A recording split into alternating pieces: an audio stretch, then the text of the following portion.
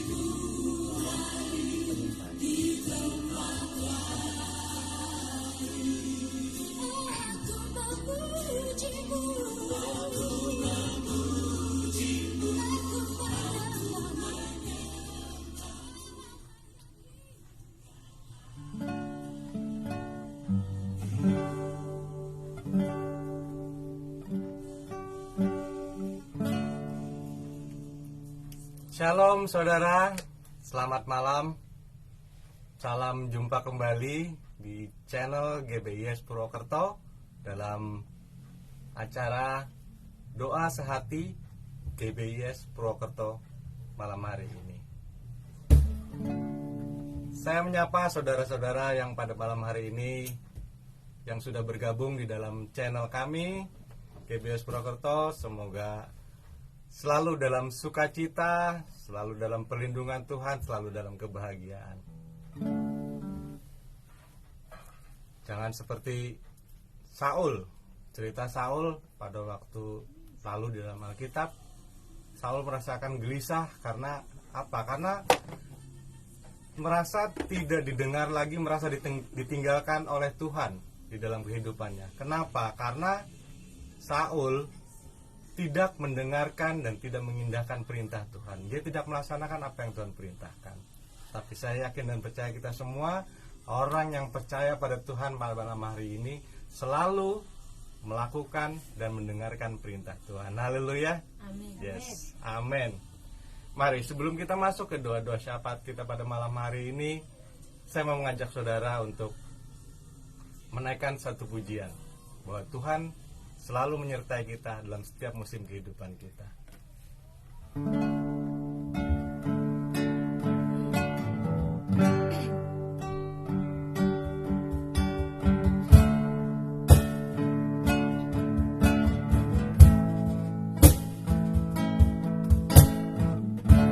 Musim akan selalu berganti, kasih Tuhan tetap abadi, tak pernah berubah sampai selamanya. Tetap percaya, yes. Ku yakin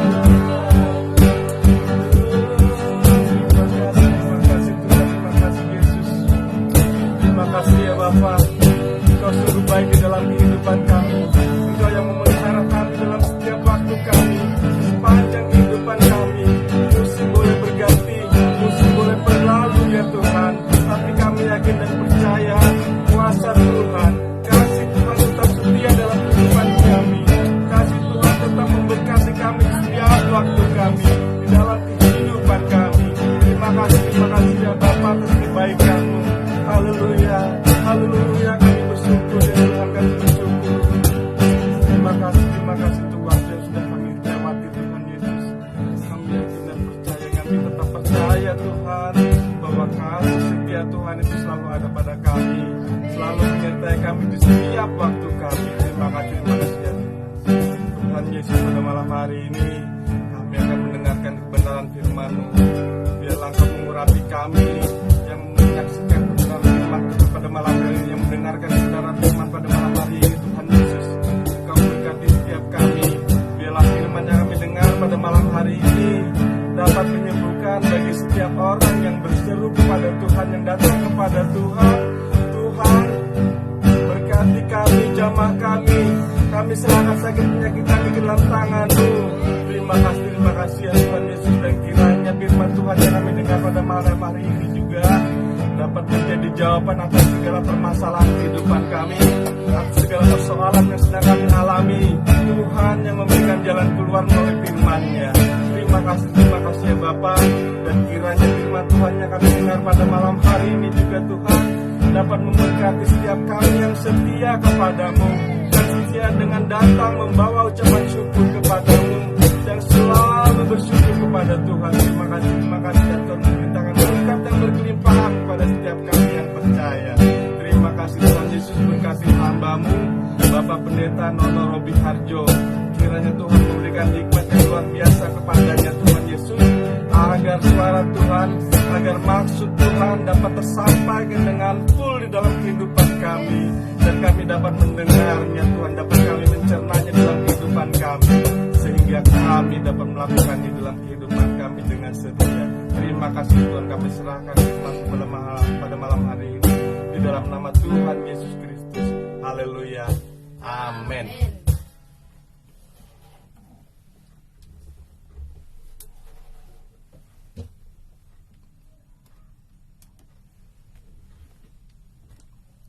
Shalom. Selamat malam saudaraku yang dikasihi Tuhan, sobat Facebook, sobat yang ada di beberapa daerah. Malam hari ini saya bersama dengan Pak Victor yang mau bincang-bincang tentang keselamatan, ya. Apakah keselamatan itu sesuatu yang gampang atau sesuatu yang sulit untuk dicapai, untuk diraih, didapatkan? Nah, malam hari ini saudaraku yang dikasihi Tuhan, saya mengajak saudara untuk membaca dari Injil Lukas pasal yang ke-13. Injil Lukas pasal yang ke-13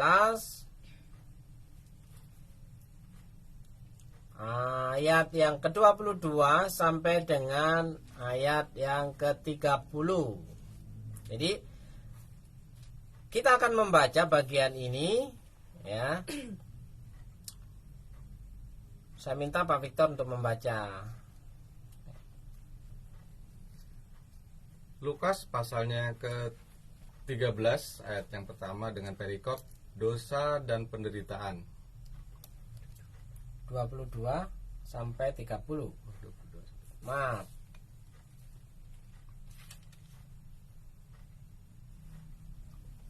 Oke, mohon maaf.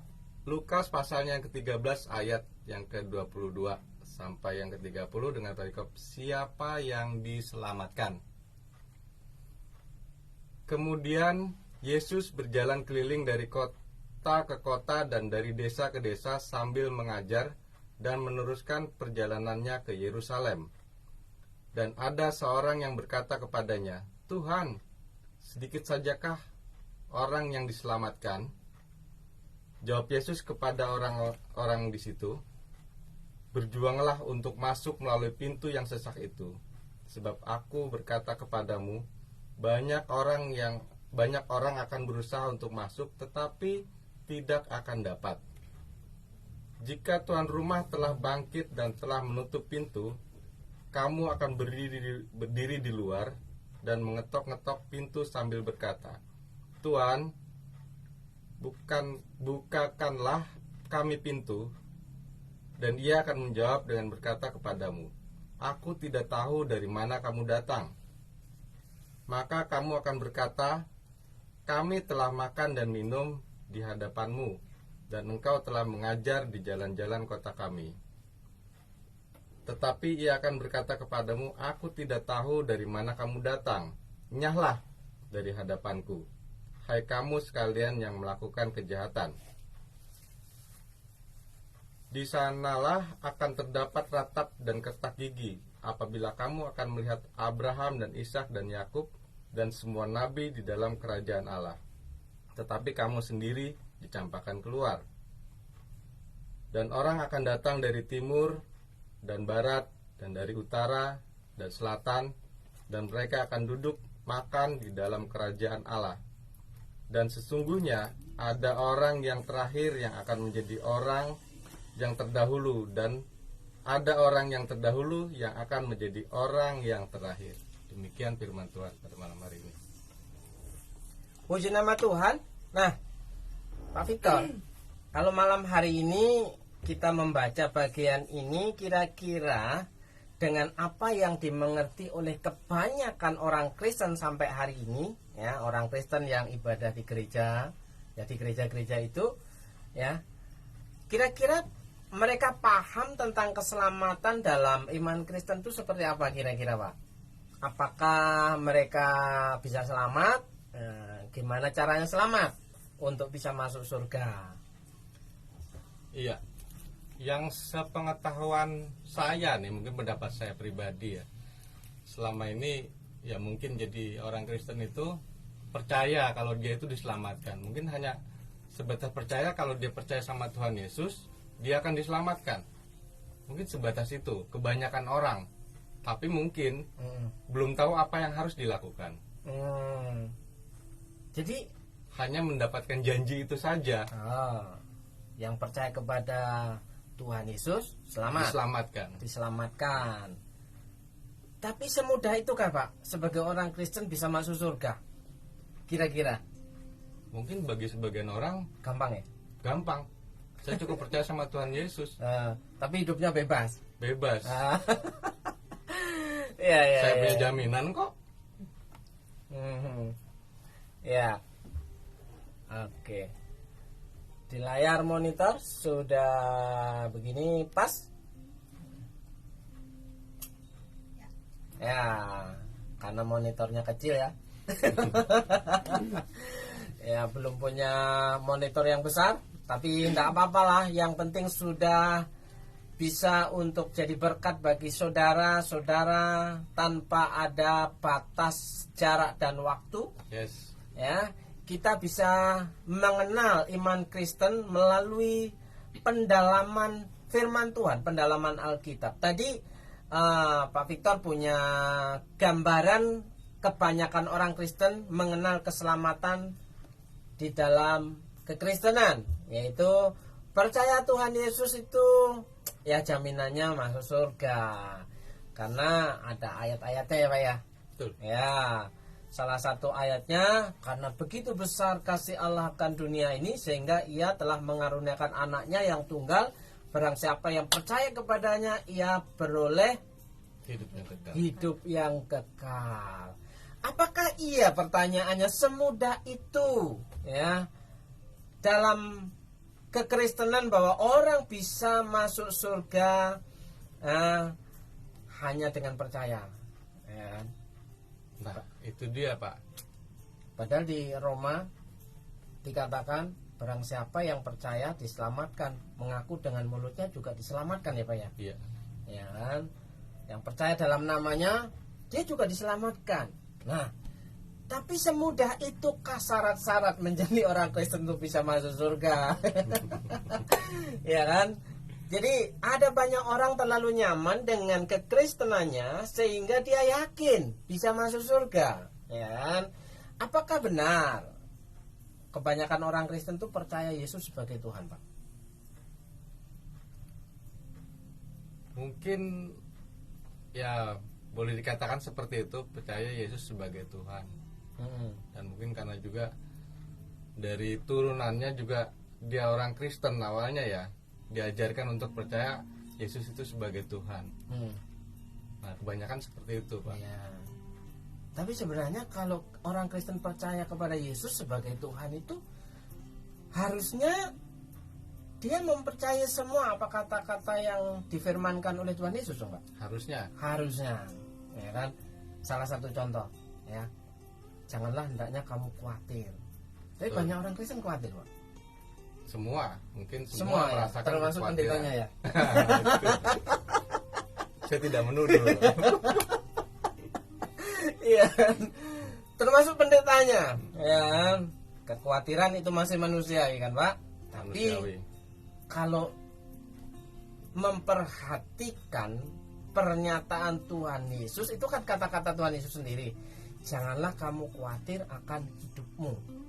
Berarti kalau itu sebuah perintah dari Tuhan, kalau kita melanggarnya kira-kira dosa enggak, Pak? Harusnya dosa, Pak. Baik, khawatir dosa dong. Iya. Berarti kita banyak dosanya dong, Pak. Tapi perasaan khawatir itu kayaknya sudah lahiriah gitu ya, Pak ya. Jadi Iya. sehingga kita tuh bingung ini dosa apa enggak. Iya. Gitu. Tapi kalau menurut firman Tuhan, jangan khawatir, itu kan perintah. Tuhan. Heeh. Berarti kita khawatir melanggar perintah. Melanggar perintah. Dosa. Nah, Yesus memberikan perintah jangan khawatir. Iya. Tapi kita khawatir. Saya jadi ingat itu, Pak, kata-kata seseorang yang ada dalam Alkitab, dalam sebuah perumpamaan atau narasi yang di kitab Injil itu. Percayakah kamu akan aku? Wah, orang itu menjawab gini, aku percaya, tolonglah aku yang tidak percaya ini. Iya kan? Iya. Dalam mulut dia percaya, tapi sebenarnya dalam hati dia tidak, kurang percaya. Makanya khawatir, apakah iya apa tidak gitu kan. Oke, kita masuk di sini ya. Siapa yang diselamatkan kalau begitu kira-kira, Pak? Kalau menurut bacaan kita malam hari ini ya, dalam Lukas pasal yang ke-13, siapa yang diselamatkan? Siapa yang dapat selamat? Ya, di situ ada ayat 23, Tuhan sedikit sajakah orang yang diselamatkan kalau begitu? Ya kan? Tidak semua orang bisa selamat. Padahal firman Tuhan katakan barang siapa yang percaya kepada Tuhan Yesus, ia akan diselamatkan. Nah, di sini ada sebuah dialog, Tuhan sedikit sajakah orang yang diselamatkan? Nah, sementara di situ pada ayat yang ke-22, Yesus berjalan keliling dari kota ke kota, dari desa ke desa, mengajar tentang kerajaan Allah. Kerajaan Allah itu berbicara tentang kuasa, kebenaran, dan kemuliaan di dalam Tuhan. Nah, bukan berbicara tentang sesuatu yang dikatakan berkat ya. Bagi orang Kristen kan senang kalau diceritakan tentang berkat, Pak. Betul. Khotbah tentang berkat ya. Itu yang ditunggu. Itu yang ditunggu. Bagaimana setiap hari kita dapat Diberkati, merasakan berkat kenikmatan itu. merasakan kenikmatan berkat itu ya. Nah, sekarang sementara Yesus itu berjalan keliling dari kota ke kota, dari desa ke desa, kota ke desa, desa ke kota. Tujuannya untuk mengajar. Ya kan? Bukan kirim sembako. Iya kan? Nah, kalau kita mencerna ini kan, mengajar, sambil mengajar dan meneruskan perjalanan ke Yerusalem, titik sentralnya ada di Yerusalem, di Bait Allah. Di Bait Allah kenapa? Ngapain? Ya mengajar lagi. Ya kan? Lah, sementara orang Kristen ketika ke gereja datang ibadah mencari Tuhan atau mencari berkatnya, Pak. Di sini kan Yesus kemana-mana mengajar, bukan sebagai Santa Claus yang bagi-bagi berkat gitu ya.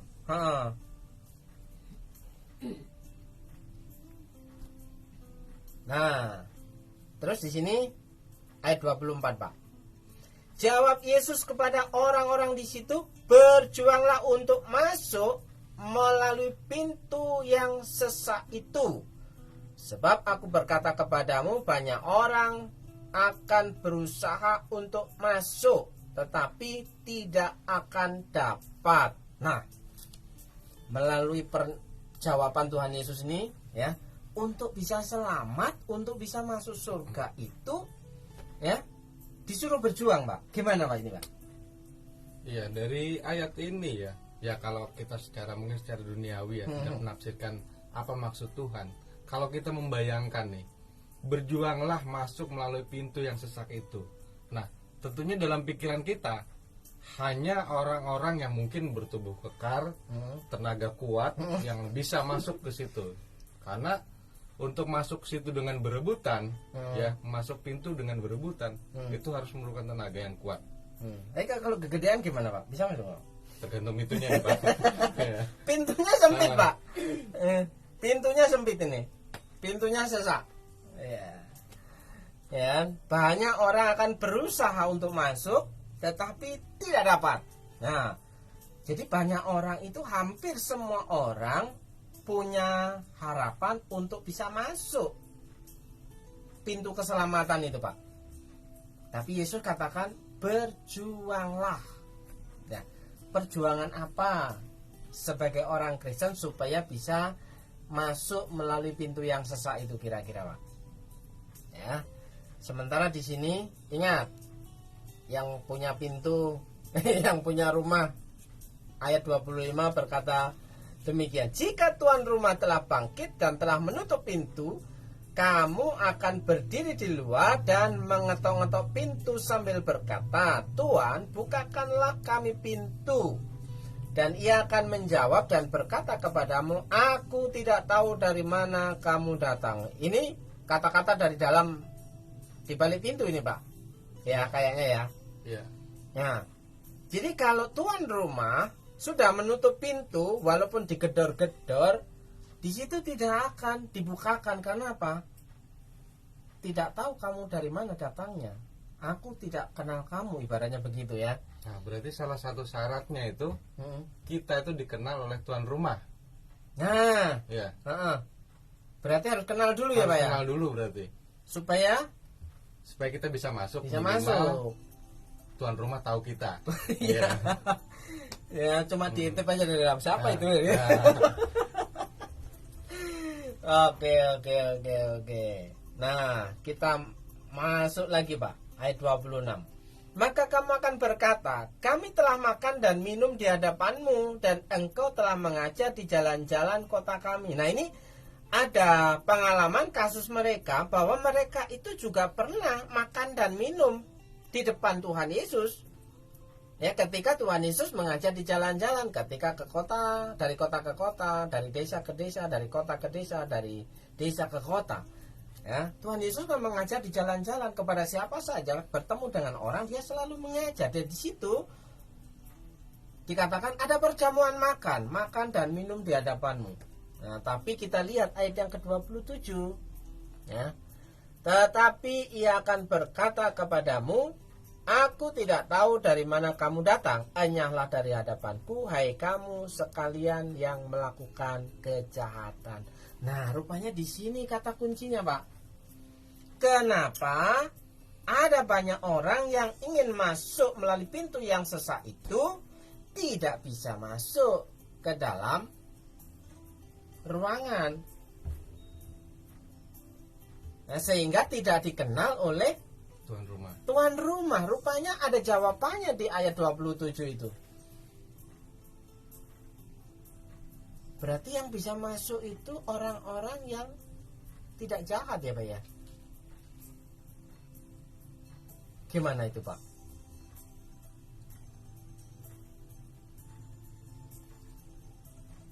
Yang boleh masuk itu ada syarat dan ketentuannya. Iya, jadi kelihatannya memang nggak mudah ya untuk masuk ke tempat Tuhan ini. Walaupun nih, kalau kita baca dari ayat 26, kami telah makan dan minum di hadapanmu, dan engkau telah mengajar di jalan-jalan kota kami. Artinya kita pernah bersama-sama juga dengan tuan rumah ini. Tetapi di ayat yang ke-27 tuan rumah masih belum mengenal kita. Walaupun kita tahu siapa tuan rumahnya, si tuan ini. Tapi tuan rumah ini belum tentu tahu siapa kita. Nah, ini yang membuat kita tidak bisa masuk ke rumah itu. Iya. Jadi ada gambaran seperti ini, Pak. Kayak artis lah mungkin, Pak ya. Iya. Kita kenal seorang artis. Tapi artisnya juga belum tentu kenal kita. Nggak tahu mungkin. Iya. Ya. Kita tahu, Pak Victor tahu Presiden Jokowi kan? Tahu. Apakah Pak Presiden Jokowi kenal Pak Victor? Enggak. Iya kan? Nah, coba kita gambarkan dalam kehidupan kekristenan kita hari-hari ini, ya kan? Ada banyak orang Kristen yang datang beribadah di gereja, mendengarkan firman, ya kan? Kan ibaratnya ini ayat 26 sebagai gambarannya, Pak. Sama-sama datang, Sama-sama datang. menikmati firman. pengajarannya. Ya, pengajaran. Ya, ketika firman diberitakan dia dengar. Betul. Nah, tapi ketika melihat ayat 27, apakah Tuhan itu mengenal setiap orang yang datang ibadah itu kira-kira, Pak? Kalau menurut ayat 27, tidak. Tidak semua orang yang datang beribadah itu bisa dikenal Tuhan. Karena apa itu, Pak? Dalam tanda kutip. Tapi ya. Karena apa itu, Pak? Nah, ini. Ya. Karena mungkin menurut saya mereka hanya datang, ya, bukan mencari Tuhan, tapi mungkin dia hanya datang karena tahu kewajiban saya hari Minggu harus ke gereja. Cuma seperti itu, tapi tidak memiliki kerinduan pengen bertemu dengan Tuhan. Ya, atau yang dibutuhkan cuma makan dan minum seperti ayat 26, Pak. Bisa jadi. Ya. Doa Bapa kami, tapi bagian berikanlah kami pada hari ini makanan kami yang secukupnya. Yang secukupnya. Jadi yang atas enggak, yang bawah enggak. Ya. Diabaikan. Yang dihafalkan cuma berikanlah makanan pada hari ini yang secukupnya. Nah, ternyata untuk menjadi orang Kristen itu tidak mudah sebenarnya. Tidak segampang itu percaya Yesus bisa masuk surga. Ya, coba kita perhatikan lagi di ayat di bawahnya. Ya. Ayat 30. Ayat 30, Pak. Dan sesungguhnya ada orang yang terakhir yang akan menjadi orang yang terdahulu, dan ada orang yang terdahulu yang akan menjadi orang yang terakhir. Ini gimana nih, Pak? Orang yang terakhir menjadi yang terdahulu. Berarti orang yang terakhir ini orang baru percaya ini. Baru percaya Tuhan. Jadi yang baru datang, dia malah jadi yang duluan. Untuk bisa masuk surga. Iya. Sementara bagian selanjutnya ada orang yang terdahulu. Orang yang terdahulu berarti orang Kristen lama ini. Boleh dikatakan orang Kristen lama dan akan menjadi yang terakhir. Keburu pintu udah ditutup. Bisa jadi. Iya. Kenapa bisa begitu kira-kira, Pak? Nah, kita Padahal kembali. sudah percaya lama nih sama Tuhan Yesus. Katanya percaya Tuhan Yesus. Betul. Tapi masih melakukan banyak kejahatan. Ayat 27. Hai kamu sekalian yang melakukan kejahatan. Tapi pertanyaannya, katanya orang Kristen itu baik, Pak. Katanya ya. Iya. Katanya tidak pernah berbuat jahat. Ya kan, kata-katanya rohani, selalu bawa nama Tuhan nih. Penuh kasih. Ya. Damai. Ya, tapi di situ kok dikatakan hai kamu sekalian yang melakukan kejahatan. Kira-kira kejahatan apa ya Pak yang dilakukan oleh kebanyakan orang Kristen, sehingga dikatakan yang terakhir menjadi terdahulu, yang terdahulu menjadi terakhir. Berarti tidak semua orang Kristen itu bisa masuk surga. Iya ya. Ya kan? Kejahatan apa kira-kira Pak? Nah ini. Nah, saya khawatir jadinya Pak. Iya. Apakah saya sudah benar? Iya kan? Saya Apakah khawatir masih nih. jahat di hadapan Tuhan? Nah, itu persoalannya Pak. Ya kan? Rupanya Pak, kalau tadi Pak Victor di awal mengangkat kasusnya Saul, kita akan cari dulu di sini dulu Pak, sebelum ke Saul Pak. Ya. Kita naik ke ayat 2. Ya kan, kita naik ke ayat 1 pasal 13, ya kan.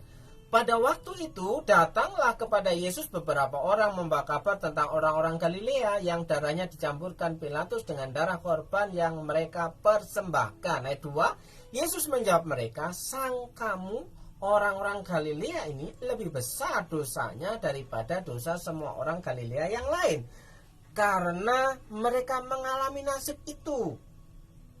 Ya. Tidak, ayat 3. Kataku kepadamu, tetapi jikalau kamu tidak bertobat, kamu semua akan binasa. Diulangi lagi di ayat yang kelima. Tidak. Kataku kepadamu, tetapi jikalau kamu tidak bertobat, kamu semua akan binasa. Rupanya percaya Yesus itu di sini masih ada syarat yang lain ya Pak ya. Harus bertobat ketika percaya Tuhan Yesus. Ya. Nah, di sini Pak, orang yang tidak bertobat itu dikatakan, "Hai kamu sekalian yang melakukan kejahatan," karena masih hidup dalam kedagingan, hidup lamanya, tidak mengikuti apa yang diperintahkan oleh Tuhan Yesus. Ya. Ternyata jadi orang Kristen nggak gampang ya Pak. Nggak gampang ternyata. Masih khawatir juga. Masih khawatir juga jadinya nih kan, lama-lama. Ya kan? Goyang juga ini. Apakah kita saudaraku bisa yakin masuk surganya Tuhan Yesus atau tidak? Ya. Kalau pegang ayat, barang siapa yang percaya dalam namanya, ia adalah anak-anak Allah. Anak-anak Allah punya jaminan bahwa akan mewarisi apa yang dimiliki bapaknya. Ya. Ya kan, kita punya bapak di surga katanya. Tapi kita, apakah kita itu orang yang mendengarkan suara bapak di surga? Nah, itu satu pertanyaan yang penting. Seringkali begini, apakah kita sudah orang yang taat beribadah sih Pak kira-kira? Kalau setiap minggu datang ke gereja itu bisa dikatakan taat nggak Pak ya? Terus di gereja ngapain Pak? Nah itu. Iya kan? Orangnya di gereja, Mm-mm. tapi pikirannya entah kemana Pak kira-kira. Nah. Nah, kira-kira itu masih dibilang taat enggak Pak? Harusnya enggak. Harusnya enggak kan? Enggak, harusnya. Nah, berarti jahat di situ. Nah, kalau kita melihat lagi Pak ya, kalau kita melihat lagi di dalam ini, di dalam 1 Samuel ya, 1 Samuel pasal yang ke-28, kita melihat kasusnya Saul. Kenapa Saul ketika berdoa kepada Tuhan dia tidak dijawab? 1 Samuel pasal 28 ya. Di situ ada kasus bahwa Saul sedang berhadapan dengan tentara Filistin, Pak. Ya, pasal 28 1 Samuel ayat 5. Ketika Saul melihat tentara Filistin itu, maka takutlah ia dan hatinya sangat gemetar. Padahal kalau orang yang percaya kepada Tuhan katanya, janganlah kamu takut, janganlah kamu khawatir. Kalau kita baca di kitab Yosua, ya kan? Di situ ayat yang ke-6, dan Saul bertanya kepada Tuhan, tetapi Tuhan tidak menjawab. Nah, ketakutan, kekhawatiran, rupanya di situ termasuk kategori kejahatan loh. Ya. Tapi kita maksudnya apa? Ayat yang ke-6, dan Saul bertanya kepada Tuhan, tapi Tuhan tidak menjawab dia, baik dengan mimpi, baik dengan urim, baik dengan perantaran para nabi. Ya. Dia berdoa kepada Tuhan, tapi Tuhan tidak mau dengar. Ya. Pasalnya di ayat yang ke-18 dikatakan demikian, karena engkau tidak mendengarkan suara Tuhan dan tidak melaksanakan murkanya yang menyala-nyala itu atas Amalek. Jadi Saul tidak mendengarkan suara Tuhan itu artinya Saul tidak mendengarkan, tidak melakukan perintah. Ya. Nah, ini yang dilakukan, yang disebut dengan hai kamu sekalian yang melakukan kejahatan. Nah, sementara Roma 3 ayat 23 berbunyi apa? Karena semua orang telah berbuat dosa dan telah kehilangan kemuliaan Allah. Semua orang telah berbuat dosa dan telah kehilangan kemuliaan Allah. Sebenarnya dalam terjemahan yang pas itu semua orang itu berdosa. Ya, dan telah kehilangan kemuliaan Allah. Semua orang berdosa itu terpisah dari Allah. Nah, makanya kenapa sih jadi orang Kristen itu tidak bisa mengalami iman yang progresif, iman yang bertumbuh, iman yang berkobar-kobar, ya, sehingga yang dikatakan hidup itu adalah kesempatan untuk melayani Tuhan, tapi melayani Tuhan yang mana? Ya, ada banyak pergumulan dan doa-doa yang dinaikkan kepada Tuhan oleh banyak orang Kristen, tapi seolah-olah tidak menjawab, seperti kasusnya Saul. Sebenarnya apa yang menghalanginya? Kalau kita membaca di Yesaya pasal 59 ayat 1 dan 2, ya, Yesaya 59 ayat 1 dan 2, ya, bunyinya, sudah ketemu Pak? Sesungguhnya tangan Tuhan tidak kurang panjang untuk menyelamatkan, dan pendengarannya tidak kurang tajam untuk mendengar. Tetapi yang merupakan pemisah antara kamu dan Allahmu ialah segala kejahatanmu. Iya, sekali lagi segala kejahatanmu. Rupanya kejahatan itu tidak bisa connect dengan Tuhan rupanya, Pak. Ya. Terus? Dan yang membuat dia menyembunyikan diri terhadap kamu sehingga ia tidak mendengar ialah segala dosamu. Nah, dosa membuat Tuhan tidak mau dengar. Kenapa? Jangan-jangan ada banyak dosa ya Pak ya, sehingga Tuhan tidak mau dengar doa kita ini. Bisa jadi Pak, benar. Ya, tadi di Lukas pasal 13, satu-satunya jalan untuk dapat didengar oleh Tuhan doa-doa kita, permohonan kita, itu harus bertobat. Ya kan? Ya. Kita kembali ke Lukas, ya, harus bertobat. Jikalau kamu tidak bertobat, kamu semua akan binasa. Nah, pelajaran penting apa kita malam hari ini? Kita semua menjadi orang Kristen sudah puluhan tahun, mungkin sejak dari orok ya Pak ya. Dari dari kita lahir sudah ya, Kristen ya. Beberapa orang memang jadi anak orang Kristen. Jadi anak orang Kristen. Tapi sadar nggak bahwa kita itu sebenarnya banyak yang gak bertobat karena sering melakukan kejahatan. Nah, kejahatannya apa? Tidak mau dengar apa yang firman Tuhan perintahkan, firman Tuhan lakukan. Ya. Jadi apakah kita masih yakin bahwa kita akan masuk surga nih? Kalau menurut ayat tadi susah. Susah ya. Susah kalau tidak ada pertobatan. Ya. Nah, saudaraku yang dikasih Tuhan, malam hari ini bincang-bincang kami tentang siapa yang dapat selamat, siapa yang bisa masuk surga. Dalam iman Kristen yang kita baca dari Lukas pasal yang ke-13, siapa yang diselamatkan, ya? Lukas 13 ayat 22 sampai ayat 30, ya. Ternyata bahwa orang yang bisa masuk surga, yang bisa diselamatkan adalah orang yang tidak jahat. Ya, tidak jahat. Nah, supaya bisa masuk melalui pintu yang sesak itu. Nah, saudaraku yang dikasih Tuhan, kira-kira kita sering berkata, aku tidak melakukan dosa besar loh. Ya kan?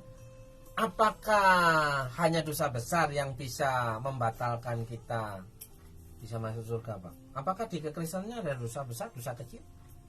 Nggak pernah dengar yang namanya ada dosa besar, dosa kecil. Dosa ya dosa. Dosa ya. Iya. Jadi sekecil apapun dosa itu bisa nggak masuk surga? Kan cuma kecil, Pak. Sepertinya tidak bisa Ya, tanpa adanya pertobatan. tanpa adanya pertobatan Iya. itu, ya kan? Jadi ternyata percaya kepada Yesus sebagai Tuhan dan juru selamat itu harus ada pertobatan.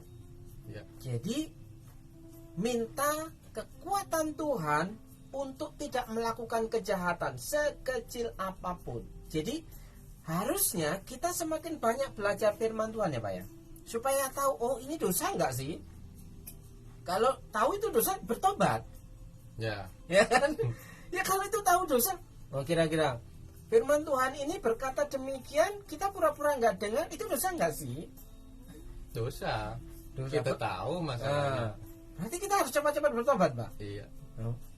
Makanya di sini Yesus katakan berjuanglah.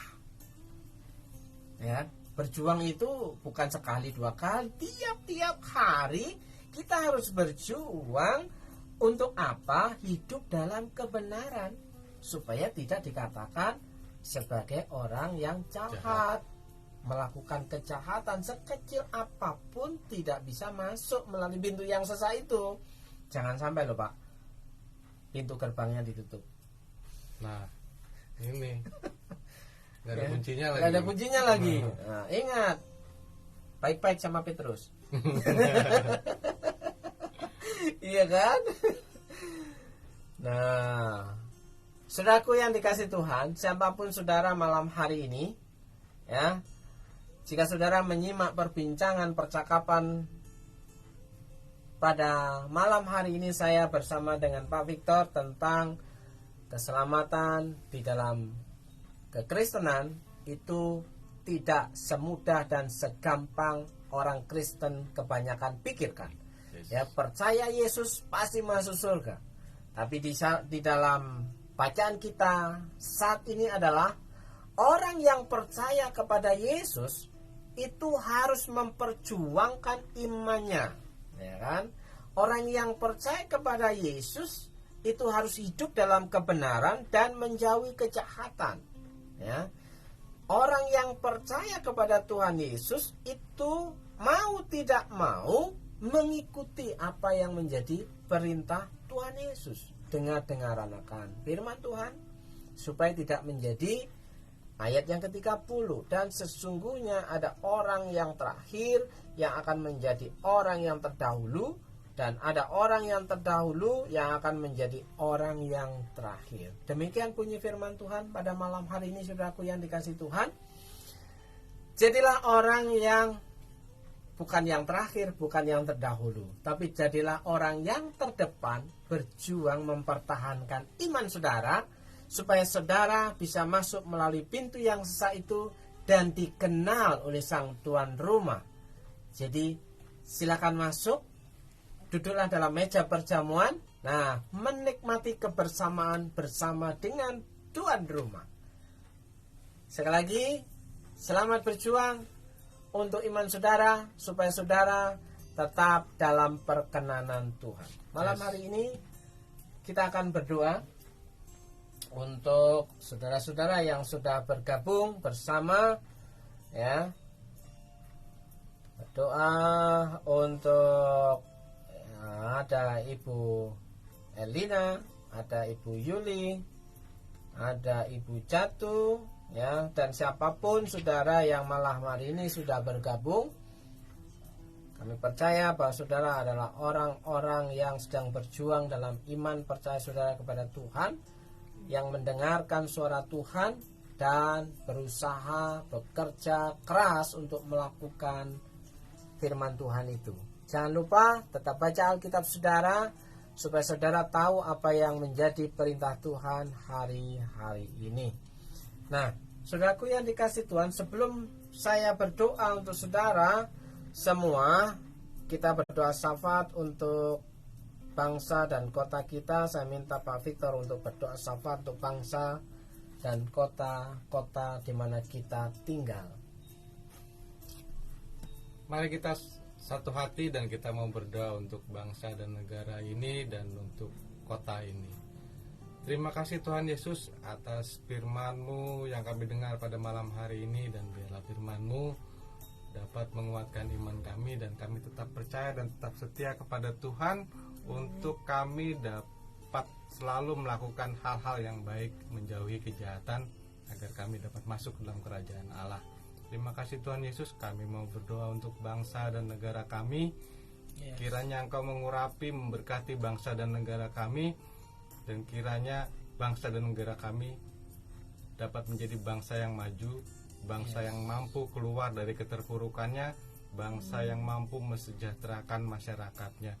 Berkati para pemimpin bangsa kami dengan hikmat yang luar biasa agar mereka dapat memimpin bangsa kami dengan baik, mengutamakan kepentingan bangsa dan negara secara masyarakat. Amin. Terima kasih Tuhan, kami juga berdoa untuk daerah-daerah yang sedang mengalami bencana. Kiranya Tuhan memberikan penghiburan kepada mereka, menguatkan mereka, dan Tuhan mencukupkan segala sesuatu yang mereka butuhkan. Terima kasih Tuhan Yesus. Kami juga mau berdoa untuk daerah ini, Purwokerto, Banyumas dan sekitarnya. Kiranya Tuhan juga memberkati daerah ini di mana kami tinggal dengan berkat yang luar biasa, memberkati agar kami semua masyarakat Banyumas dan sekitarnya menjadi masyarakat yang makmur, tentram dan damai. Terima kasih Tuhan Yesus. Kami serahkan juga para pemimpin daerah ini agar mereka juga dapat memimpin daerah ini dengan baik. Terima kasih Bapa, kami serahkan bangsa kami dan daerah ini ke dalam tangan-Mu. Di dalam nama Tuhan Yesus Kristus. Haleluya.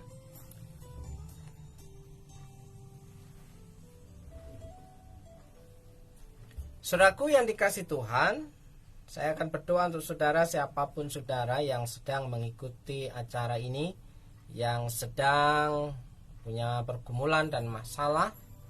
Saya mau beritahu untuk saudara, untuk dapat didengar oleh Tuhan, jauhi kejahatan, dengarkan suara Tuhan, artinya dengarkan firman Tuhan dan lakukan itu dalam hidup saudara.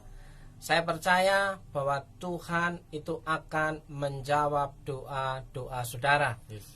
Siapapun saudara, saya akan berdoa kiranya berkat kemurahan Tuhan itu terjadi atas saudara. Berdoa untuk Bu Elina, berdoa untuk Bu Yuli Nurhayati, berdoa untuk Bu Jatu, dan berdoa untuk saudara yang sedang bergabung, semuanya tanpa disebutkan satu persatu. Saya percaya bahwa Tuhan hari-hari ini sedang melakukan perkara-perkara yang ajaib dalam hidup saudara ketika saudara berani mempercayakan diri saudara kepada Tuhan Yesus Kristus sebagai Tuhan dan Raja dalam hidup saudara. Sebagaimana firman Tuhan katakan dalam Matius pasal yang ke-6 ayat yang ke-33, dikatakan apa?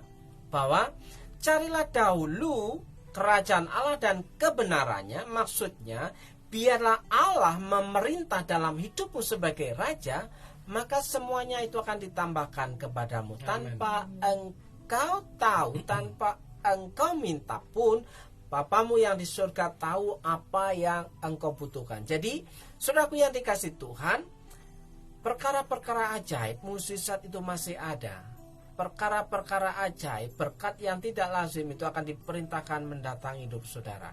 Dalam berkat nama Yesus, hamba-Mu berdoa kiranya kuasa Tuhan turun atasmu, berkat Tuhan diperintahkan mendatangi hidupmu, kesehatan, kekuatan, sukacita, damai, sejahtera menjadi bagianmu, rumah tanggamu dipulihkan, ya, hubunganmu antara pasanganmu dengan anak-anakmu mengalami pemulihan, pertolongan Tuhan dan proteksi Tuhan itu terjadi, pekerjaanmu diberkati Tuhan, usahamu diberkati Tuhan, di sepanjang hari-harimu dalam mengiring Tuhan, Tuhan akan pimpin dalam kehidupanmu semakin hari semakin hidup dalam kebenaran firman Tuhan. Dalam berkat nama Yesus, saudara yang berani percaya kepada Yesus sebagai Tuhan dan bertobat dalam hidup saudara, maka saudara akan memiliki keselamatan di dalam Tuhan. Amin. Dalam berkat nama Yesus, kami berdoa kiranya berkat kemurahan Tuhan itu nyata dalam kehidupan saudara. Bagi saudara yang sedang bergumul, apapun pergumulan saudara, ketika saudara percaya Yesus Kristus sebagai Tuhan dan Raja dalam hidupmu, maka pertolongan Tuhan itu akan menjadi nyata dalam kehidupan saudara. Amin. Dalam nama Yesus, saudara yang percaya katakan amin. Amin. Selamat malam saudaraku, Pak Victor. Oh, udah kelihatan ya. Ya. Selamat malam saudara.